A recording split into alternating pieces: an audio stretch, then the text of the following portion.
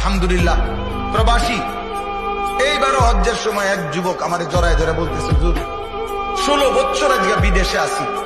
চিৎকার দিয়ে কাঁদছে ফোনাটা আমারে ধরে কইতেছে, হুজুর আমারও কিচ্ছু নাই জীবনে, আমাদের কোনো কিছু নাই, আমার লাগে দোয়া করে। তা আমি বললাম, কেন নাই? কিছু নাই বলতে ওই আমারে বলতেছে, হুজুর এই পর্যন্ত জীবনে 16 বছর যারে যত টাকা দিছি কাউরে খুশি করতে পারি নাই, যতই দিছি হুজুর কয় আরো দিতে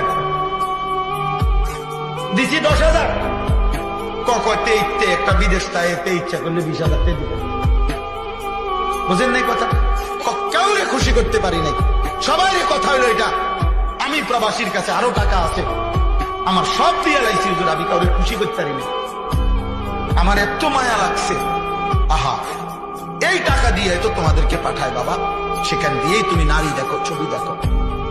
এই প্রবাসীর রক্ত পানি করা ঘামের এই পবিত্র টাকা তার স্ত্রী, যাদের বেহায়া নারী বাজারে বাজারে ঘুরে। হায় নারী, এই বোন, তুমি তোমার স্বামীর উপরে অনেক বড় জুলুম করলে। তুমি জানো না তোমার বিদেশি স্বামীর একটা একটা টাকার পিছনে কত ঘাম আছে।